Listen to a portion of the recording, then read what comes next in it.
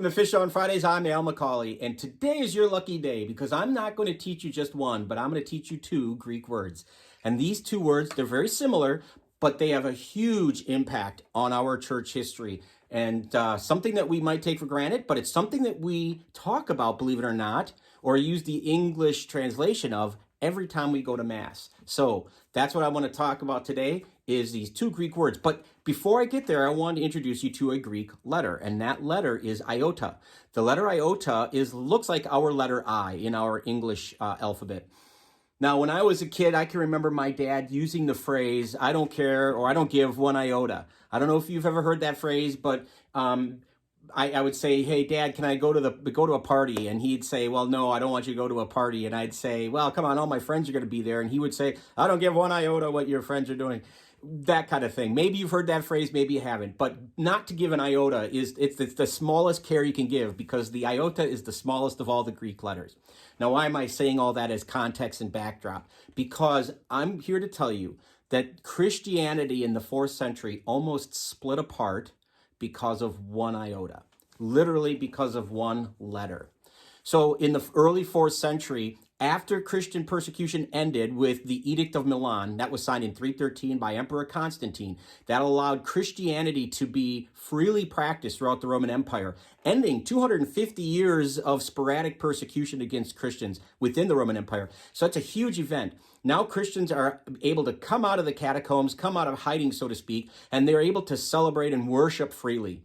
But they're also able to talk about, who is this Jesus Christ we've been worshiping? They can have debates and discussions. They can start to codify their texts. And what we know today as the New Testament in the 4th century is going to be compiled and comprised of 27 books. But they're able to debate and discuss who this Jesus is. Is Jesus God? Is he human? Is he sometimes God, sometimes human? Is he a little bit of both? What exactly is the nature of this Jesus that we've been worshiping and, quite frankly, dying for the last, almost 3 centuries? And so there are some debates that are raging. And this is a long story, but I'm just going to cut to the chase and tell you that it was the main part of this was prompted by an Egyptian priest named Arius. And Arius believed that Jesus was an exceptionally good guy, but he was not God. So Arius and his followers, called Arianists, are going to deny that Jesus was divine. They're going to say he was only a really good human. And this, of course, is contrary to church teaching, that Jesus is both human and divine, two natures, one person, one God. And that's a mystery. It's not easy to understand, but that's something that has been held since the apostles. And so this became a real sticking point. In fact, so many people were joining Arius that the church was in the middle of almost breaking up. It was just about to break up. Well, Emperor Constantine stepped in and he said, "Listen, I fought hard to unite the Roman Empire under one emperor. I have one God, Christ. I want you priests and you knuckleheads to get together and talk about this so you know who this Jesus is. Have this out, have the discussion, have the debate." And so it was held in a suburb of Constantinople in the year 325, and that city was called Nicaea. And from the discussions at the Council of Nicaea in 325 comes down to us still today the Nicene Creed that we pray at Mass. If we're not praying the Apostles' Creed, we're praying the Nicene Creed. For 1,700 years, we've been praying this prayer. And not just Catholics, but Lutherans as well, other denominations as well. This is the fundamental statement of belief of Christians. And it talks about the natures of Jesus, the fact that he is both human and divine.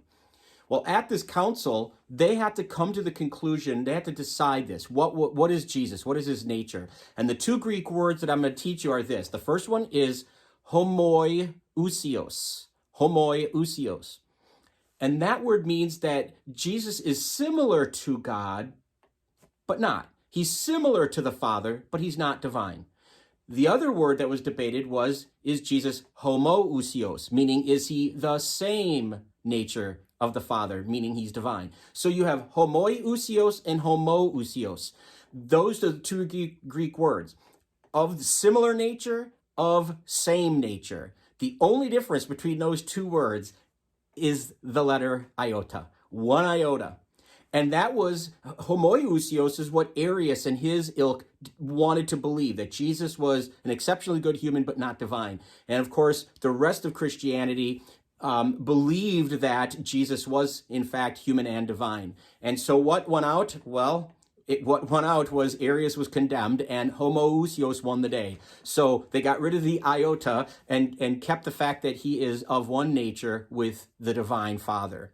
Now, the translation to English, that comes down to us today as the word consubstantial, with the same substance. That's what consubstantial means, with the same substance of the Father. In other words, the Father's substance is divine. That's what Jesus is. He's divine and human. So we say God from God, light from light, true God from true God. We say this over and over again in the Creed to emphasize the point that Jesus is in fact homoousios, of the same nature as the Father.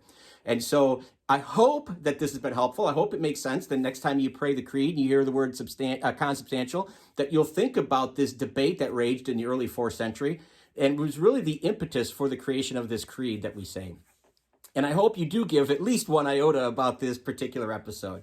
Thanks for watching. If you feel like sharing this content, it'd be great. Really appreciate you tuning in each Friday for Fish on Fridays. Would love it if you'd subscribe to our YouTube page or follow us on Facebook. Keep tuning in. But until next time, be good to each other and God bless.